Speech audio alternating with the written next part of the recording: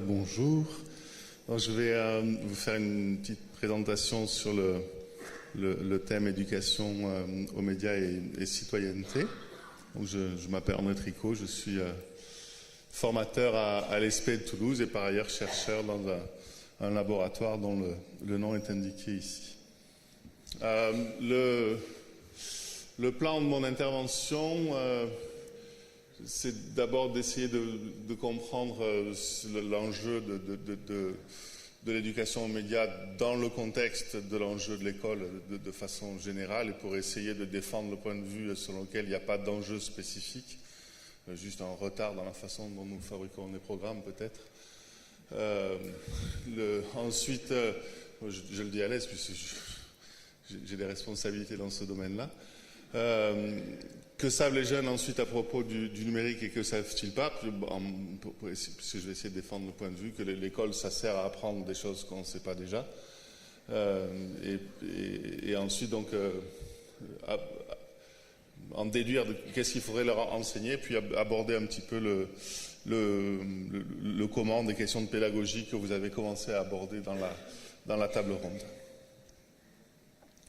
Donc il y a une première vue qui consisterait à se dire que, et on a cru ça pendant longtemps, que l'école ça servait à apprendre, et depuis une dizaine d'années on est un peu revenu là-dessus, parce que on s'est rendu compte que contrairement à ce qu'on a vraiment défendu comme point de vue pendant quasiment un siècle, en fait les humains ils sont capables d'apprendre en dehors de l'école beaucoup de choses. Ils apprennent à parler leur langue maternelle par exemple, et que s'ils sont capables d'apprendre, je sais pas, à faire une recherche sur Google, ils apprennent plein de choses sans aller à l'école. Et donc, si l'école sert à quelque chose, c'est pas apprendre tout ça. En gros, ça veut dire que les études qui portent sur les enfants des sociétés sans école montrent qu'ils apprennent tout un tas de choses aussi bien que les enfants des sociétés avec école, et que la différence entre les enfants des sociétés avec école par rapport à ceux des sociétés sans école, elle se situe pas là. L'idée, c'est plutôt qu'effectivement, il y a un certain nombre d'apprentissages que les humains sont capables de faire, qui sont essentiellement des apprentissages adaptatifs, qui fonctionnent essentiellement de façon implicite, et que les humains sont aussi capables d'apprentissages non adaptatifs. C'est sans doute une des caractéristiques de l'espèce humaine, c'est notre capacité à apprendre des choses inutiles. Et il y a très très peu d'espèces animales qui sont capables de ça, et on est capable de l'apprendre de façon explicite, et c'est sans doute là le rôle essentiel de l'école. Non mais je rigole pas, je suis très sérieux. Je sais pas, vous les avez mis dans un bon mood là avec votre conférence, ils rient à ce que je dis, c'est pas et par ailleurs les humains sont aussi capables d'apprendre de façon adaptative et explicite. Donc, on ne va pas à l'école pour apprendre à jouer à la PlayStation. On n'a pas mis de cours de PlayStation dans les programmes scolaires. Et pourtant, ce n'est pas du tout un apprentissage implicite comme l'est la langue maternelle. Et donc, en gros, depuis une dizaine d'années, on prend conscience que les êtres humains sont capables de réaliser des apprentissages complètement différents les uns des autres, et que les apprentissages scolaires ont comme caractéristique d'être non adaptatifs et explicites. On apprend à l'école des choses très différentes de ce qu'on apprend dans le monde, et on les apprend d'une manière très différente de ce qu'on apprend dans le monde, tout simplement. Par exemple, ce qui m'intéresse un petit peu, c'est les technologies de l'information et de la communication. On voit qu'au cours de l'espèce humaine, il y a un certain nombre d'innovations dans la façon dont les humains échangent des connaissances, et des technologies qu'ils inventent peu à peu, et la façon dont ils apprennent la maîtrise de ces outils-là reproduit à peu près bien cette évolution-là. Les choses qui sont apparues précocement dans l'évolution de l'espèce humaine, on est, semble-t-il, assez habile à les apprendre de façon implicite, alors que les choses qui arrivent tardivement, on a énormément de mal à les apprendre de façon implicite, on les apprend souvent de façon explicite et tardive. C'est pas fait pour être lu.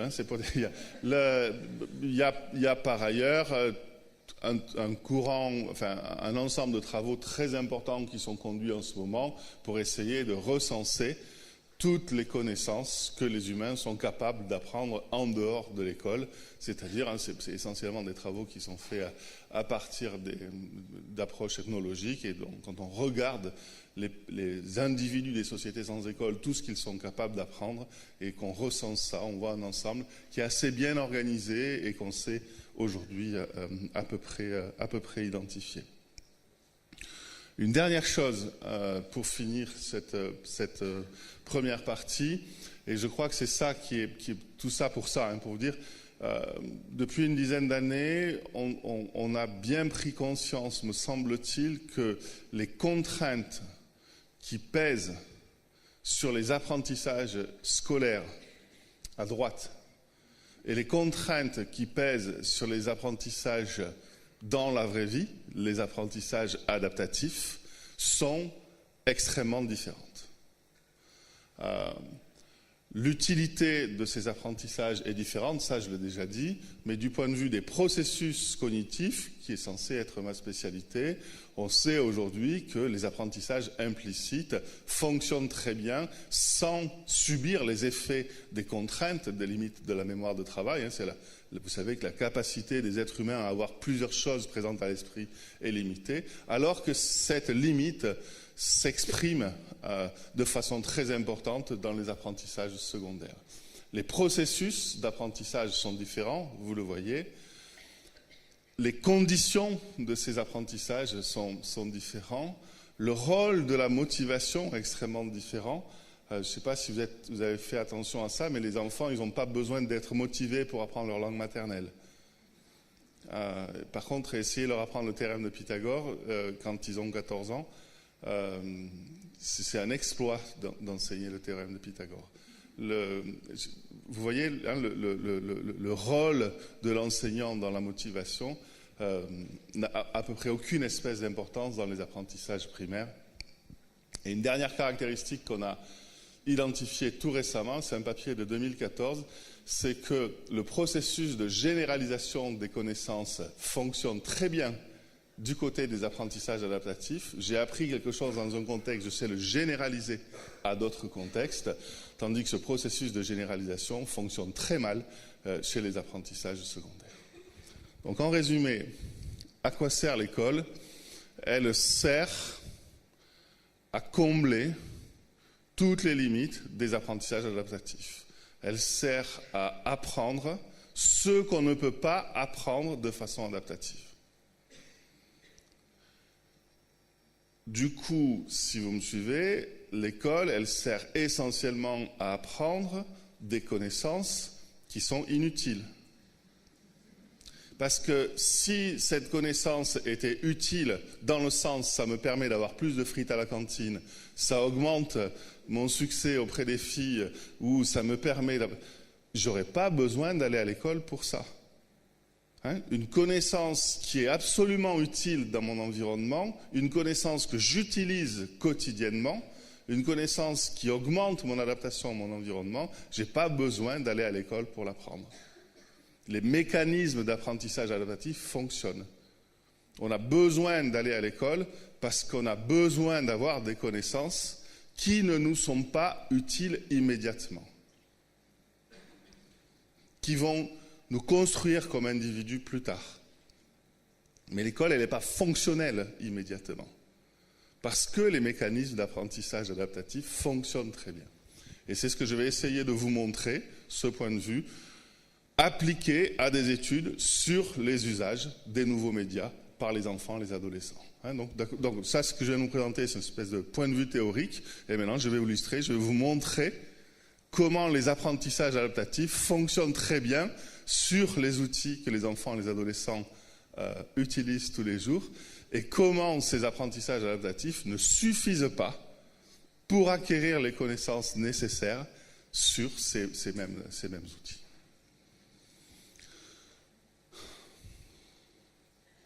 Je vais présenter une série d'études. Vous savez qu'il y a énormément d'études dans ce sujet. J'ai choisi un point de vue complètement égocentré. Je vais présenter juste les études qu'on a réalisées au sein de mon équipe ces dernières années.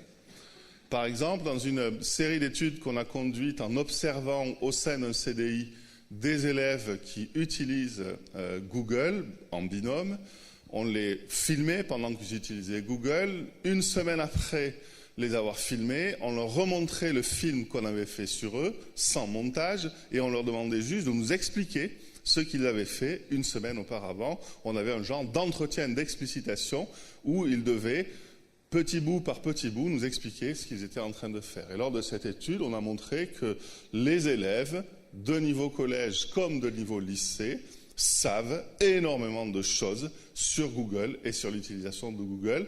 Et ils savent notamment mettre en œuvre des stratégies d'utilisation de Google qui leur sont particulières, c'est-à-dire qui ne leur ont jamais été enseignées, ça c'est absolument sûr, et voire même pour certaines d'entre elles qui ne sont pas utilisées par des adultes, mais qui sont utilisées uniquement par des élèves de collège et de lycée.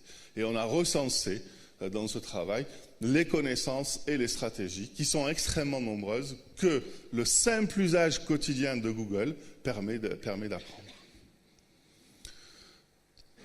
Dans une autre étude, cette fois-ci sur Wikipédia, on a utilisé une autre méthodologie, cette fois-ci l'enquête par questionnaire. 840 personnes entre 12 et 25 ans ont répondu à notre questionnaire. L'usage de Wikipédia dans cette tranche d'âge est extrêmement fréquent. Et comme vous le savez, les usages participatifs, c'est-à-dire les personnes qui font plus que consulter Wikipédia, qui peuvent contribuer par exemple à la révision d'un article, représentent moins de 5% des usagers. Vous savez, la très grande majorité des usagers de Wikipédia sont de simples consultants de Wikipédia et pas des acteurs de la communauté. On les a interrogés sur leur connaissance, sur l'objet documentaire Wikipédia, et on voit que ces personnes qui sont des usagers quotidiens de Wikipédia, très majoritairement, ont une connaissance de Wikipédia comme objet documentaire extrêmement lacunaire. Avec des taux qui sont, pour nous, vus de l'extérieur, absolument incroyables. Seulement 17% des personnes de notre échantillon savent que l'information n'est pas préalablement validée avant sa publication sur Wikipédia. Ça veut dire que 83% des adolescents et des jeunes aujourd'hui pensent qu'il y a une sorte d'organe de vérification a priori sur Wikipédia. Moins de 10% connaissent l'existence des pages de discussion sur Wikipédia, alors que peut-être qu'un des plus grands intérêts de Wikipédia, ça a été souligné lors de la table ronde, c'est l'existence de ces pages de discussion, etc., etc. Donc, vous voyez, tout à l'heure, je vous montre, sur Google, ils savent utiliser Google, ils développent des stratégies d'utilisation qui sont extrêmement subtiles, nombreuses et très différentes de ce que l'on enseigne. Sur Wikipédia, ils sont des usagers quotidiens, etc., mais la connaissance de l'objet documentaire est extrêmement lacunaire. Bon, après, on a des résultats. Juste, on a un effet sur de l'âge de la scolarité qui est assez intéressant, me semble-t-il. On a distingué l'utilisation de Wikipédia pour des motifs de loisirs, des motifs personnels, et l'utilisation de Wikipédia comme outil pour du travail scolaire et universitaire. Et vous voyez les deux courbes qui se croisent. L'utilisation pour une recherche prescrite par l'enseignant diminue quand les études avancent, alors que l'utilisation pour des recherches de type loisir augmente. Quand on s'intéresse à la source, si vous avez entendu dire du mal de Wikipédia, c'était par qui? Là, la source, elle se trouve assez facilement. Et un dernier résultat qui nous a semblé intéressant, c'est est-ce qu'il vous arrive de citer Wikipédia dans un travail que vous remettez à votre enseignant? Là, il y a un effet du niveau de cette étude qui est magnifique. Les barres bleues, c'est ceux qui répondent « non, je ne fais jamais ça ». Et on voit que c'est arrivé au niveau master. Ils ont compris qu'il ne fallait absolument pas le faire. Ce sont des résultats d'une enquête qu'on a publiée en 2013-2014, mais l'enquête a lieu en 2011. Ça, c'est des données qu'il faudrait sans doute actualiser. Si on faisait l'enquête en 2016-2017, on obtiendrait peut-être même assez sûrement des résultats différents. Dans une autre étude, on s'est intéressé à quelque chose d'un peu plus subtil. Cette fois-ci, c'est-à-dire plus que de récupérer par questionnaire des jugements sur Wikipédia ou des pratiques auto-rapportées, on a étudié l'évolution des connaissances sur Wikipédia chez des élèves qui ont participé à un Wikiconcours, c'est-à-dire qui sont passés de l'autre côté de la barrière et qui sont devenus acteurs. Une méthodologie très simple, on leur fait passer un test de connaissances avant qu'ils participent au Wikiconcours, après qu'ils aient participé au Wikiconcours, et on regarde les résultats. 84 élèves ont participé à ça. Voilà les domaines sur lesquels on les a interrogés. Et on a une augmentation du taux de réponse correcte qui est assez impressionnante. On passe sur le questionnaire qu'on a construit, de 25% de réponses correctes sur la connaissance de l'objet Wikipédia avant le Wikiconcours à des taux de réponse corrects qui sont aux alentours de 55%, ce qui est une progression assez importante. Le Wikiconcours étant quelque chose qui dure quelques semaines, donc ils ont notablement augmenté leur connaissance à propos de l'objet. Cela dit, on n'est qu'à 55% de réponses correctes, il y a encore 45% de réponses qui ne sont pas correctes, en tout cas dans le questionnaire tel qu'on l'a construit. Voilà les domaines dans lesquels ils acquièrent, ils font le plus de progrès pendant ce laps de temps, mais de façon étrange, alors qu'ils sont passés de l'autre côté du miroir, ils sont devenus auteurs sur Wikipédia ou contributeurs sur Wikipédia. L'idée de savoir qui peut écrire sur Wikipédia, à savoir toute personne peut écrire sur Wikipédia, est encore très mal connue par eux, et on obtient des résultats qui sont quand même très étranges. J'ai mis en exergue ce truc tout à l'heure, c'est la croyance que l'information est préalablement vérifiée, alors qu'elle est toujours vérifiée a posteriori lors d'une publication sur Wikipédia, alors qu'eux-mêmes ont participé au Wikiconcours. Vous voyez que leur croyance fausse augmente alors qu'ils ont été participants à ce concours. Après, vous savez que le Wikiconcours est très bien encadré, c'est une activité qui se réalise dans le cadre scolaire. Peut-être ont-ils interprété cette question en disant « notre professeur a vérifié avant », peut-être c'est une mauvaise interprétation de la question, mais je ne pense pas qu'on puisse imputer ça uniquement à ça. Deux derniers exemples. On change complètement de domaine. Là, on a fait utiliser des lecteurs MP3 à des élèves dans des classes de langue vivante. D'accord ? Tâche très classique de compréhension orale. Ils écoutent un document sonore, ils ont un lecteur MP3, ils font toutes les pauses qu'ils veulent, tous les retours en arrière, ils écoutent autant de fois qu'ils veulent. Puis, on analyse la façon dont ils ont écouté le document, puis on analyse la façon dont ils ont compris le document, et puis on étudie le lien qu'il y a entre la façon dont ils ont écouté et la façon dont ils ont compris. Vous voyez l'idée simplissime. Cette expérience n'a eu lieu qu'avec des élèves qui possédaient déjà un lecteur MP3, qui étaient des usagers courants du lecteur MP3.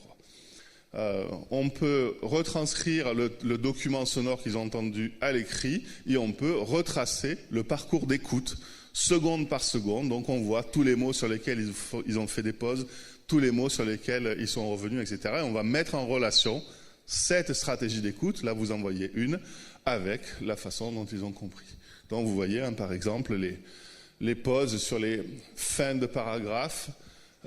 Une pause là en haut à droite sur le 4e paragraphe, un mot qui semble particulièrement difficile, etc. Donc là, nous, ce qu'on va faire, c'est ça, c'est dire, est-ce qu'il y a un lien entre la façon d'écouter et la façon de comprendre chez des personnes qui utilisent le lecteur MP3 tous les jours. Puis on va utiliser une autre représentation plus simple que celle-là.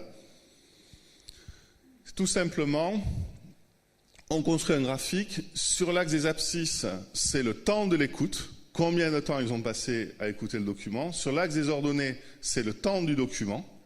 Okay, c'est la longueur du document sonore. Donc en haut à droite, vous voyez, pendant 251 secondes, il y a un élève qui a écouté un document qui dure 251 secondes, puis il est revenu au début, vous le voyez, il avançait un peu, puis il a fait une pause, puis il est revenu au début, puis il a fait une deuxième pause. Vous voyez, on reconstitue son parcours d'écoute. Ce qui nous intéresse, c'est les élèves qui ont mis en place une stratégie de type 3. Vous la voyez en bas à gauche, on leur donne un lecteur MP3, ils savent utiliser un lecteur MP3, ils ont un document sonore compliqué à comprendre, et qu'est-ce qu'ils font? Ils n'utilisent pas le lecteur MP3. Ils écoutent une fois en entier, ils reviennent au début, ils écoutent une deuxième fois en entier, etc. Donc toutes les fonctionnalités du lecteur MP3 qui sont à leur disposition, il n'y en a pas 50, il y a pause, retour en arrière, aller vers l'avant, mais ils ne l'utilisent pas. On a voulu comprendre qui étaient ces élèves. Ce sont les élèves les plus en difficulté en allemand. Et les 2 ou 3 élèves qu'on s'est plantés, qui étaient dans notre échantillon alors qu'ils ne devaient pas y être, les élèves parfaitement bilingues, les natifs. Les natifs, c'est une erreur de notre part. Ils n'auraient pas dû participer à l'expérience parce que, bien entendu, la tâche était facile pour eux. Mais ce qui nous intéresse, c'est les élèves en difficulté. Je crois que la grande erreur qu'on fait, c'est de dire, en utilisant un lecteur MP3 tous les jours, les élèves apprennent à utiliser un lecteur MP3. C'est ça le mythe des digital natives. C'est une ânerie. Parce que utiliser un lecteur MP3, ça ne veut rien dire. Ce qui compte, c'est la tâche. Utiliser un lecteur MP3 pour écouter de la musique, c'est une tâche.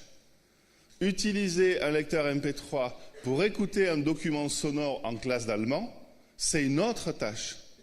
Et vous pouvez être un très bon utilisateur du lecteur MP3 pour écouter de la musique et être en grande difficulté pour utiliser le même outil pour réaliser une tâche d'écoute d'un document sonore.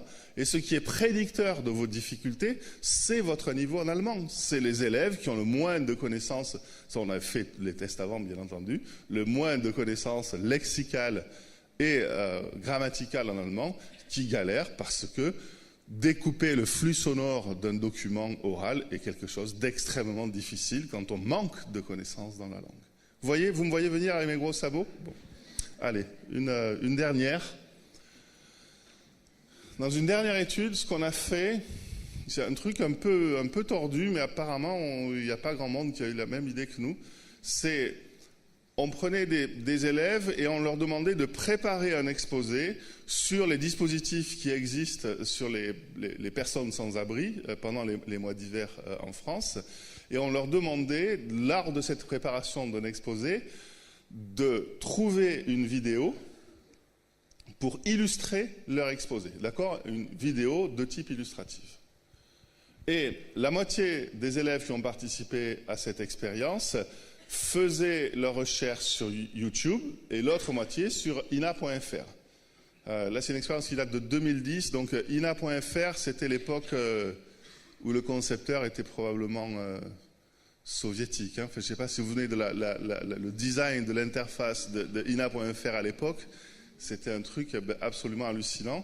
Et bien entendu, on a le même BCDI est sexy par rapport à truc.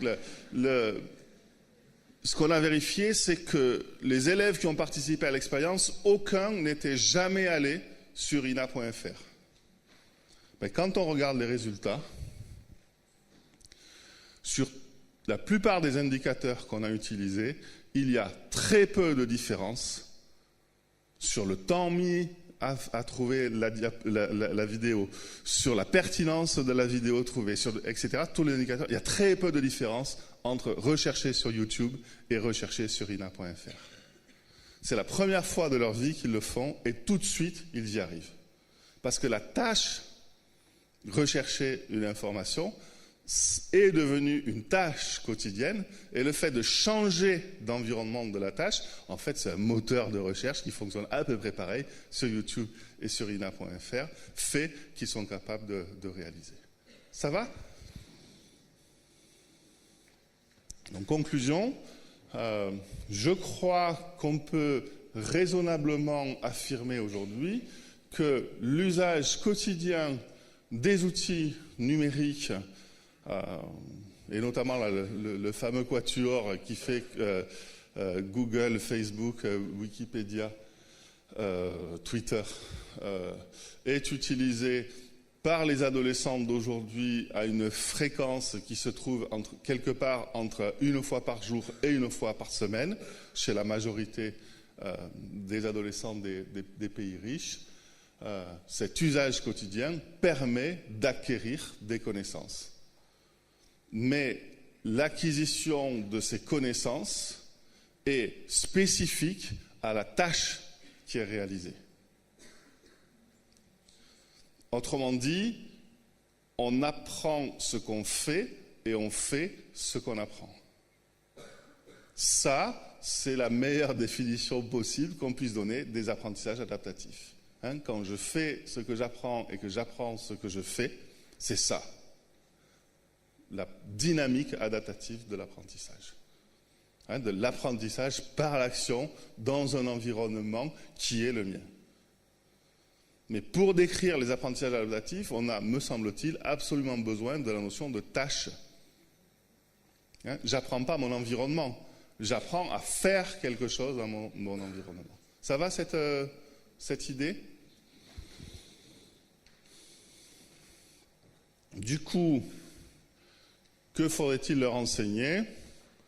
Bon, je suis allé voir comme un bon petit apparatchik, je suis allé voir ce que me dit mon chef, c'est-à-dire le Conseil supérieur des programmes. Il me dit il y a une charte qui définit bien ce qu'il faut enseigner dans l'école française, qui dépasse complètement les programmes de 2015-2016, qui est la vérité éternelle sur les programmes. C'est que ça doit aider les élèves à se repérer dans la complexité du monde. Ça doit ça se définit par la recherche.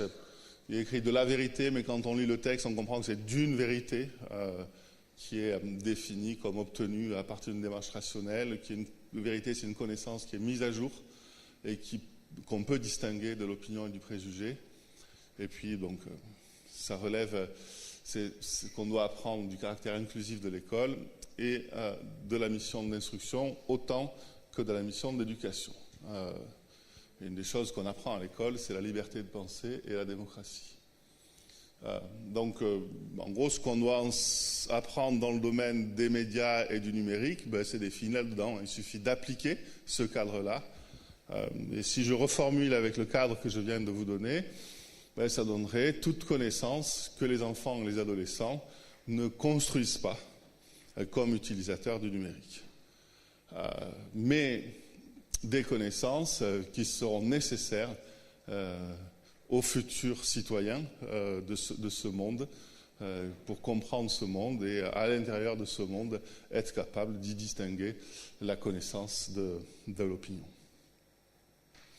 Et autrement dit, j'ai l'impression que le cadre que je suis venu vous présenter, bien entendu, vous pouvez le remettre en question, le réfuter, mais il permet de penser, me semble-t-il, l'éducation aux médias et à Internet, pas comme qu'est-ce qui est utile à un élève de 14 ans et qui est en 4e, et qu'est-ce qui va lui être immédiatement utile, mais en quoi l'éducation aux médias et à Internet contribue à la formation du citoyen qu'il sera quand il aura 18 ans, quand il aura 25 ans, etc.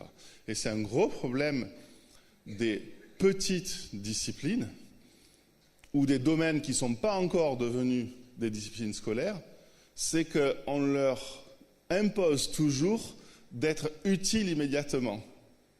C'est quelle meilleure façon de défendre l'éducation aux médias Internet en disant les gosses de 14 ans, ils en ont besoin là aujourd'hui, maintenant, quand ils ont 14 ans.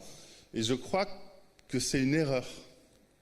Je crois que pour défendre des connaissances et des savoirs, pour défendre la nécessité d'enseigner quelque chose, il faut d'abord dire que la nécessité d'enseigner quelque chose, c'est que ce quelque chose est inutile, maintenant. Et qu'on en a absolument besoin pour fabriquer le futur citoyen le futur adulte, une personne qui va comprendre le monde dans lequel... Sinon, on prend le grand risque de... Vous vous souvenez, on met des cours de Minitel, puisque le Minitel est partout en France, et le temps que le Minitel arrive dans les programmes, le Minitel a disparu des foyers. Donc, ce que je veux dire, c'est la construction des savoirs dans les programmes scolaires, c'est le temps long. C'est des questions beaucoup plus importantes que le Minitel qui se pose dans les programmes.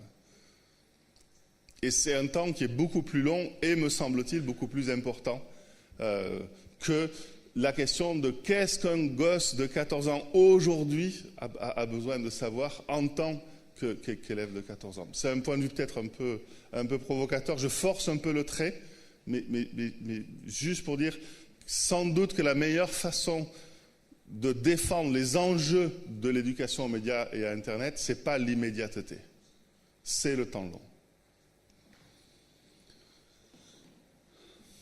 Comment, c'est un deuxième point de vue,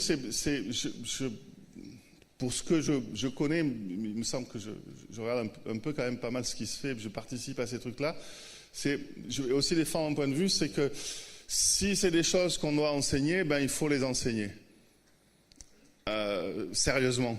Et pas renoncer à ce que c'est qu'enseigner, parce qu'il s'agirait d'un domaine qui n'est pas encore une discipline scolaire. Donc vous rappelez que enseigner, c'est faire de la pédagogie, c'est construire des séquences, c'est construire des séances, c'est construire des progressions dans lesquelles il y a des buts d'apprentissage et il y a des savoirs qu'on est capable de définir, qu'on est capable d'analyser, qu'on est capable de structurer. On est capable de définir des progressions, c'est-à-dire A, on l'apprend avant B, et B, on l'apprend avant C, pour des raisons qui ont quelque chose à voir avec la logique, avec la raison, et pas uniquement l'inspiration du moment. Enseigner, c'est concevoir des tâches pour que les élèves puissent apprendre. Malheureusement, on ne sait pas encore apprendre à la place d'un élève, c'est toujours lui qui apprend, et que la conception de tâches pour apprendre, c'est quelque chose de particulièrement difficile. Un engagement dans les tâches, je vais expliquer cette notion juste après, des supports, un dispositif de régulation et un dispositif d'évaluation des apprentissages. Rappelez que quand on enseigne, c'est ça qu'on fait. Mais on fait ça en mathématiques, on fait ça en histoire, on fait ça en français, on fait ça dans toutes les disciplines. Et il n'y a pas de raison que pour l'EMI, ça se passe différemment.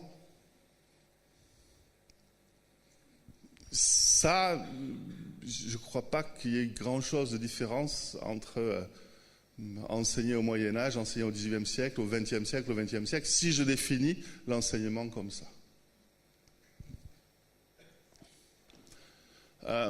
Une deuxième chose, je vais zoomer maintenant, pardon, c'est pas une deuxième chose, ce que je vais essayer de faire maintenant, c'est zoomer sur quelques aspects du scénario qui me semblent particulièrement critiques dans le domaine de l'éducation aux médias et à l'Internet.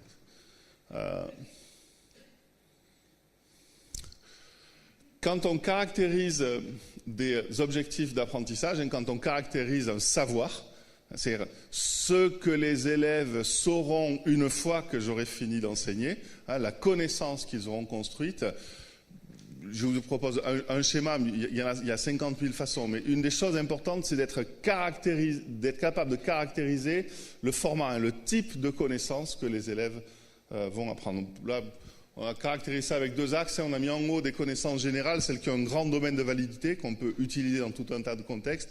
En bas, des connaissances particulières, qui sont généralement enfermées dans une tâche particulière. À droite, les connaissances pour l'action. À gauche, les connaissances plus notionnelles, les connaissances qui permettent de comprendre le monde, de l'interpréter. Donc on peut rentrer comme ça, des concepts, méthodes, des connaissances spécifiques. En gros, en bas, j'ai compris un exemple, j'ai compris une histoire, j'ai compris une figure. En haut, j'ai élaboré le concept. Une méthode, un savoir-faire, un automatisme, qui est un savoir-faire qu'à force de répéter, je suis capable de mettre en œuvre sans réfléchir. Et en bas, on a aussi distingué la trace littérale. C'est je sais quelque chose par cœur, je l'ai compris, et en haut, je l'ai conceptualisé. Et une chose qui me semble vraiment importante, c'est dans le domaine de l'EMI, quand on définit un objectif d'apprentissage, qu'est-ce que les élèves sauront une fois qu'ils ont fini, c'est être capable de situer cet objectif d'apprentissage sur ce type de carte. La notion de source, par exemple, que vous avez évoquée tout à l'heure, la notion de source, elle est où? Quand vous construisez une séance sur la notion de source, qu'est-ce que vous voulez que les élèves élaborent comme connaissance? Vous voyez ce que je veux dire? Quand on dit « je vais enseigner la notion de source », on n'a rien dit. C'est qu'est-ce que les élèves vont savoir à propos de la notion de source une fois que j'aurai fini? Est-ce que je veux qu'ils construisent un concept? Est-ce que je veux qu'ils construisent une démarche? Est-ce que je veux qu'ils comprennent la notion de source dans tel et tel exemple? Ou est-ce que je veux qu'ils apprennent la définition par cœur? Est-ce que je veux qu'ils sachent mettre en œuvre une démarche tout le temps ou simplement pour tel et tel type d'exercice? Ou est-ce que j'ai tel objectif sur la notion de source en 6e et puis j'en aurai un quand je serai en 4e? Vous voyez l'idée? Je vous dis ça aussi parce qu'on a quand même pas mal progressé dans l'identification des processus d'apprentissage. Et ce qu'on sait aujourd'hui, c'est sans doute qu'en parlant d'apprendre, on utilise un mot trop général et que pour chacun de ces objectifs d'apprentissage, ce qu'on veut que les élèves apprennent, mais on met en œuvre des processus qui sont différents. Comprendre un exemple et conceptualiser une notion, ce n'est pas la même chose. Et on dispose aussi aujourd'hui d'outils qui permettent de dire quand l'enjeu c'est de mettre en œuvre tel type d'apprentissage, alors on dispose d'outils pour concevoir des situations. Bon après, concevoir l'enseignement, c'est concevoir des tâches. Apparemment, il faut que je finisse bientôt. Oui, il faut que je finisse. Simplement pour dire qu'on s'est amusé à recenser les tâches qui sont utilisées aujourd'hui dans les salles de classe et on a l'impression qu'il n'y a pas une de ces tâches qui était absente il y a un siècle. Donc je ne sais pas si notre capacité et les niveaux d'attention. C'est ça, ce que je veux vous dire, c'est qu'il faut distinguer, me semble-t-il, la tâche, ce qu'on fait faire à l'élève, de la manière dont on l'engage dans la tâche. Et vous pouvez avoir des tâches qui sont extrêmement simples, mais qui sont compatibles avec des niveaux d'engagement dans la tâche qui sont élaborés. Vous voyez un petit peu l'idée, la tâche, c'est ce que je demande à l'élève de faire, et l'engagement dans la tâche, c'est la façon dont il va se mobiliser pour réaliser cette tâche-là. Je vous donne un exemple sur des tâches triviales comme écouter un cours ou lire un texte. Vous pouvez concevoir des niveaux d'engagement qui sont différents. Et écouter un cours peut être une tâche extrêmement passive jusqu'à une tâche extrêmement interactive selon le mode d'engagement qu'on a conçu pour la tâche. Bon, ça je déplie. Donc voilà. Je crois qu'une chose importante, en tout cas à laquelle je tiens, c'est que quand on enseigne, on enseigne. Et ce n'est pas parce qu'on enseigne une discipline qui n'est pas encore complètement instituée qu'il faudrait renoncer aux bases de l'enseignement. Pour finir, la conclusion, j'ai l'impression que j'ai essayé de défendre le point de vue selon lequel il y a un enjeu qui est énorme dans l'EMI, tellement les usages quotidiens de ces outils-là permettent certes d'apprendre de certaines choses, mais il y a tout un tas de connaissances qu'on n'apprend pas par la pratique quotidienne. Il y a énormément de connaissances à apprendre et la fabrication du citoyen, de l'individu qui aura 18 ans, qui aura 25 ans demain, me semble extrêmement importante à propos de ces domaines-là. Deuxièmement, j'ai voulu vous montrer l'importance de l'enseignement quand on enseigne. Et je crois, et là c'est plus un mea culpa, que je m'adresse et puis que je vous adresse, je me dis, finalement, nous collectivement, les personnes qui s'intéressent à ça, il y a un domaine dans lequel on doit progresser, c'est la conceptualisation du domaine. Je crois plus possible de continuer à utiliser les notions, je ne sais pas, d'autorité, de fiabilité, de crédibilité, de confiance, etc., comme des mots qu'on utilise dans le langage commun, dans le langage de tous les jours. Je crois que nous devons collectivement, et je sais que à la FADBEN c'est le cas, je sais qu'il y a plein de contextes dans lesquels c'est le cas, nous devons collectivement poursuivre cet effort de conceptualisation du domaine. On est en train de le faire là dans un machin qui va paraître l'an prochain. Et juste vous donner et ce sera la dernière diapo, un exemple sur la qualité. On a essayé avec un collègue de dire que peut-être qu'on pourrait réduire la question de la qualité dans la relation documentaire juste à 3 concepts. Je me livre à cet exercice devant vous. On a proposé que on puisse réduire ça à la notion de crédibilité, confiance et autorité. Et que, vous savez, quand on fait des recherches dans le domaine, on trouve facilement entre 25 et 50 concepts dans ce domaine-là. Il nous semble qu'on peut réduire ce domaine-là à 3 concepts, et en proposant que ces 3 concepts, ils sont à la fois le résultat du travail du lecteur et du travail de l'auteur, et que ces 3 concepts, ils ont en gros 2 grandes façons d'interagir entre eux. Une interaction qui part de l'autorité, c'est l'autorité qui garantit la confiance et la confiance qui garantit la crédibilité, et un autre chemin qui serait le chemin qui est en train de prendre Wikipédia, par exemple, c'est-à-dire dans lequel il n'y a pas une autorité préalable, mais une autorité qui se construit à partir de la confiance, et une confiance qui se construit à partir de la crédibilité. Et je crois qu'on peut peut-être essayer de faire cet effort de conceptualisation pour qu'au moment où on enseigne les choses, on est capable de parler d'un nombre limité de concepts, de bien définir ces concepts et de les mettre en relation. Mais après, juste pour faire un clin d'œil, je ne suis sûr de rien, avec le co-auteur de ce modèle, on est en train de furieusement s'engueuler sur la réputation. Est-ce qu'on a besoin du concept de réputation pour décrire ce qui se passe dans la relation documentaire entre un auteur, une source et un lecteur, ou est-ce que, comme je le prétends, on peut se passer du concept de réputation et se contenter du concept d'autorité. Comme disent dans les programmes, ça évolue, rien n'est sûr, mais en tout cas on essaie. Merci.